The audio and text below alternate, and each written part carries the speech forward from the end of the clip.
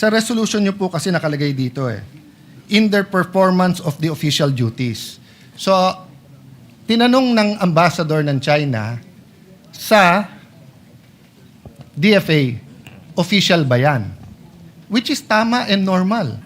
So, if in Beijing, yung isang general doon ay maglabas ng caricature ni BBM, ipare-recall natin yung ambassador natin doon pag hindi siya nagtanong, nag-protest na bakit, at pag hindi sinabing official ba yon. Kasi yung Pangulo natin takes effort and time for good relations despite the dispute.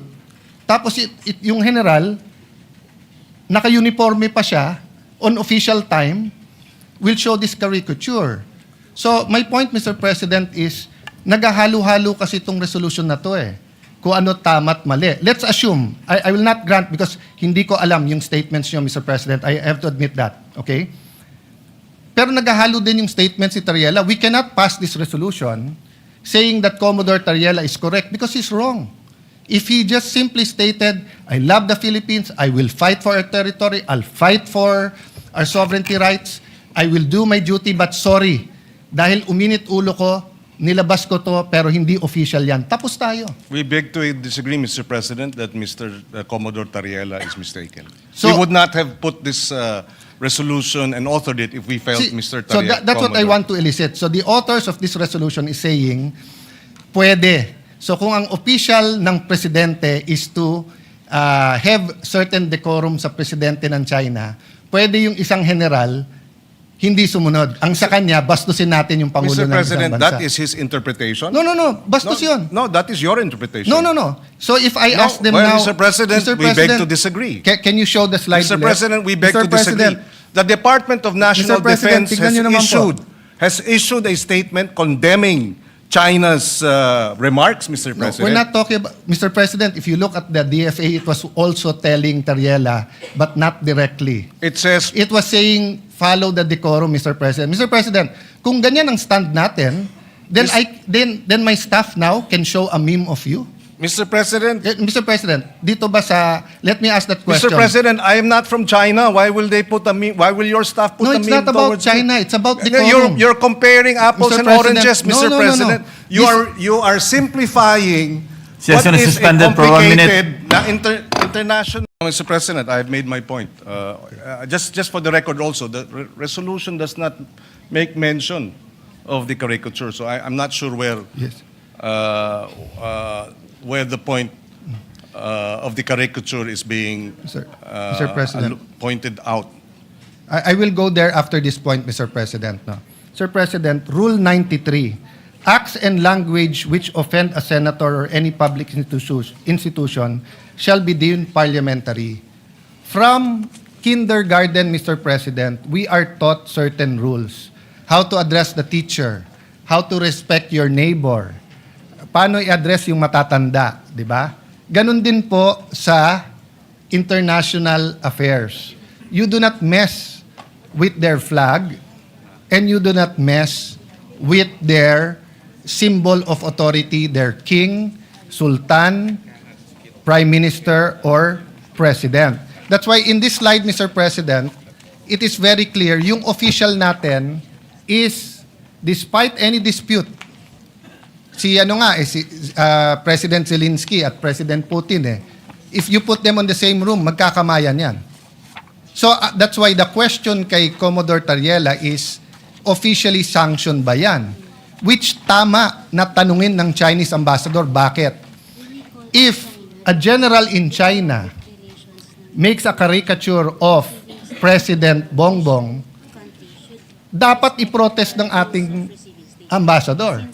At dapat tanungin, official ba yan? Because we cannot look underhanded pagdating po sa international community. Hindi pwede ang Pangulo makikipag-usap na eto walang personalan and then yung general mo, personal.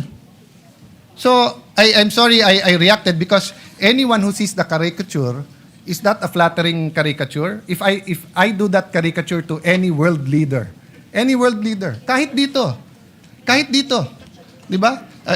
The majority leader is smiling.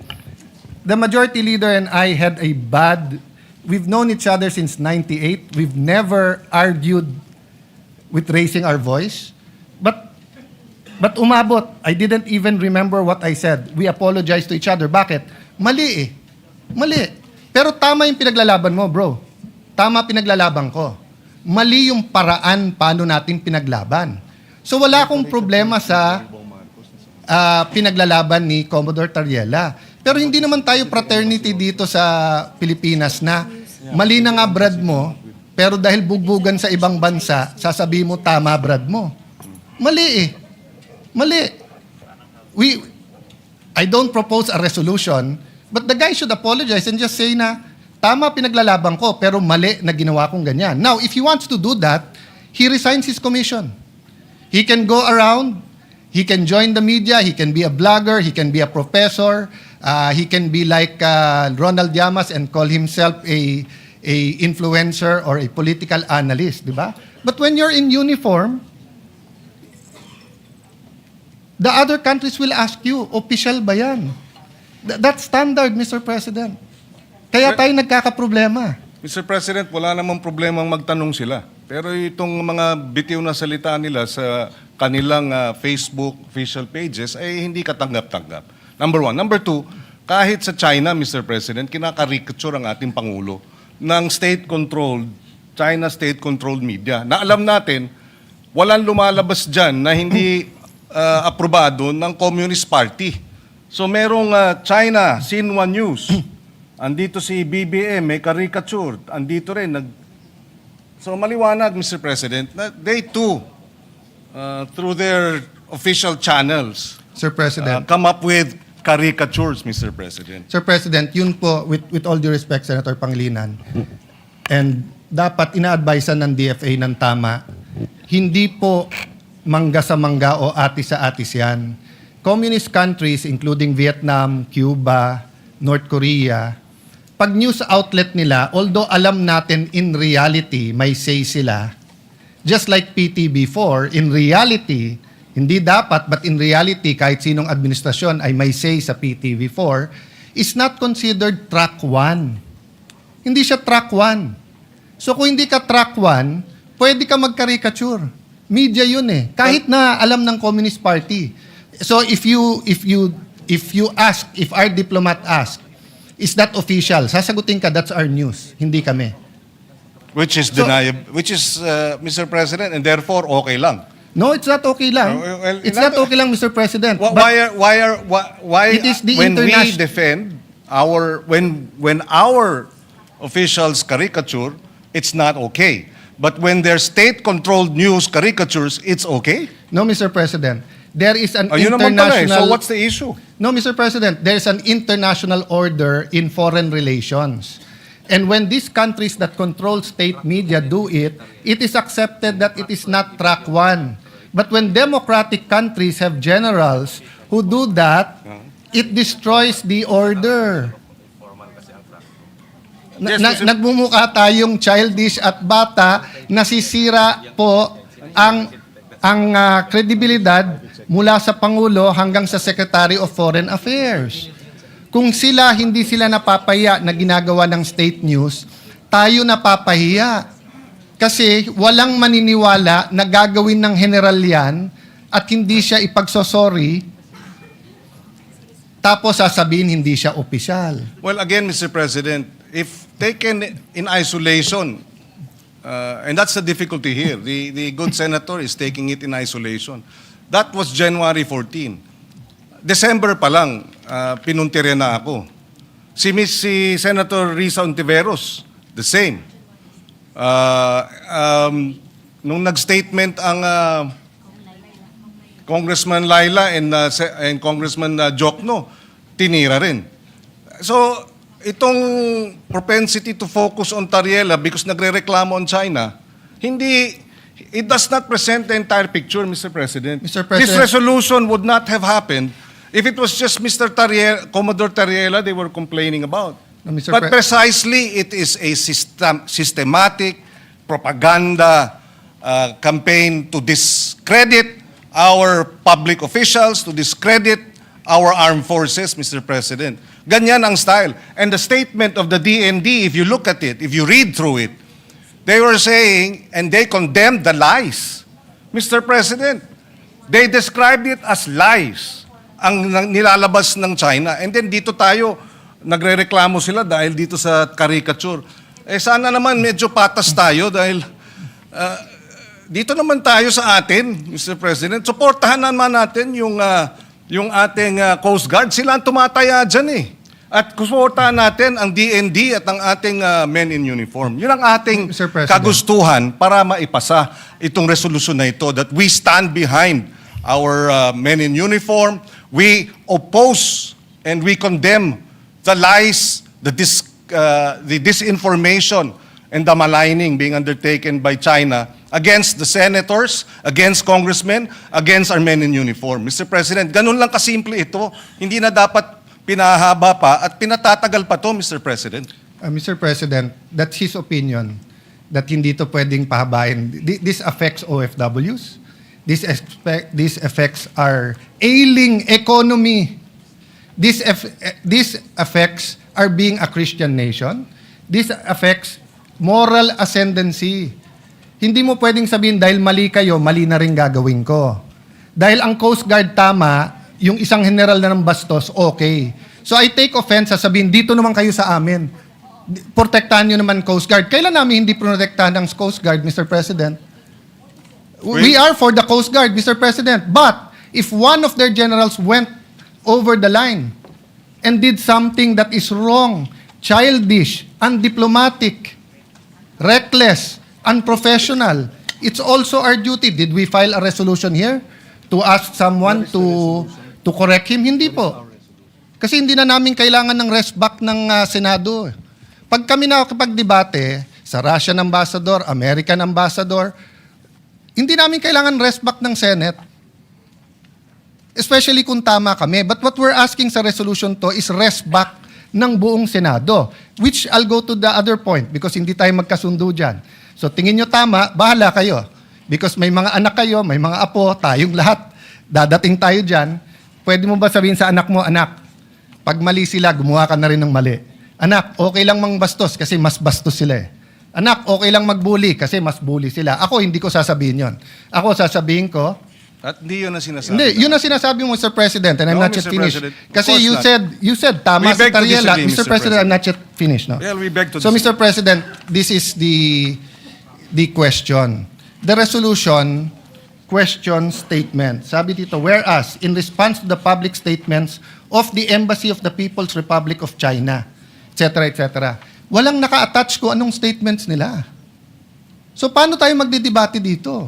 That's why mahaba to eh. Mga pang 3 araw to, iniisa-isa ko yung statements.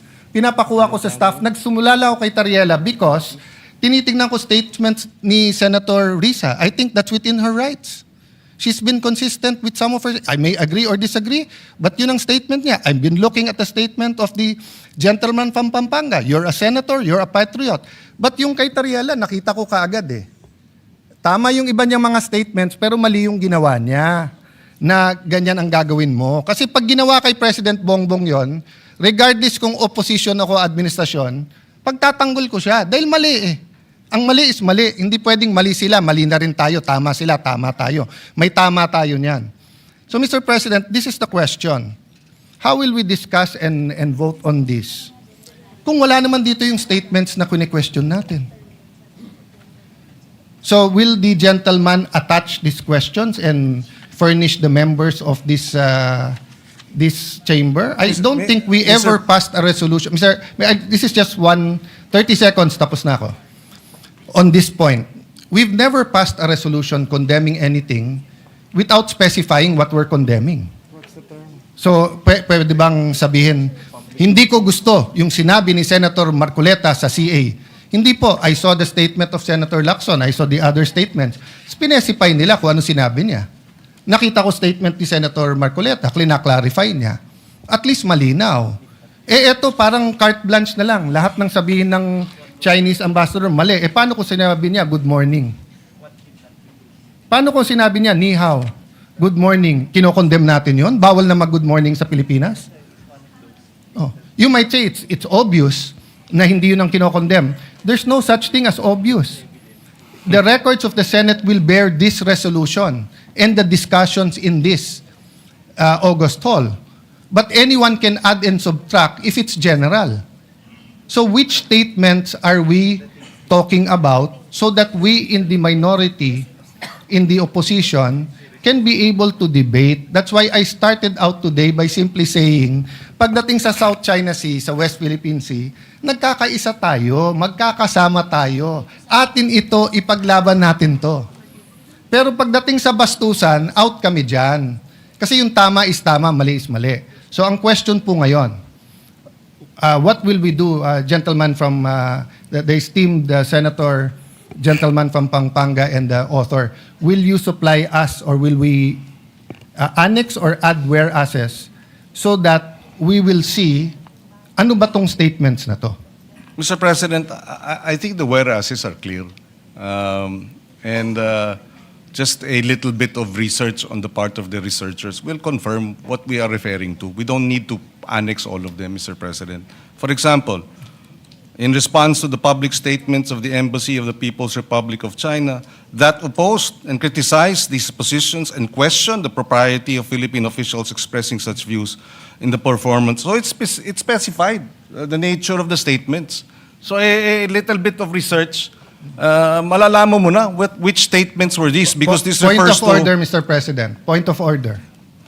What is the point of order? Of The statements gentleman? of Senator Pangilinan, the nature of his statements. Kayo na mag-research kung ano statements na yun, Mr. President. Sabi niya, pwede daw yun eh. Mr. President, I-research na lang daw I'm natin. not yet done. No, that's why I Philippine gave you, officials, Mr. President, including that's why I members, gave a point of members order. of the Senate. May I just be? I am still It's a speaking, point of order, Mr. President. President. A point of order precedes your precedence. Mr. President, Maybe Mr. President, maybe ask the minority floor leader to state the point of order.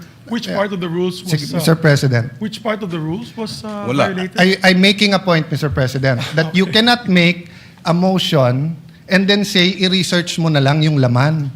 Sabi kasi niya, pwede mo daw ipasa to, tapos nandyan naman yung nature. Ano ngang statements? Mr. President, So in the this is a same manner, debate. Mr. President, I Where admit, is the point my of order? motion, may I finish? Where is the point my of order, motion Mr. President? for Where is the point of our Session is motion. suspended.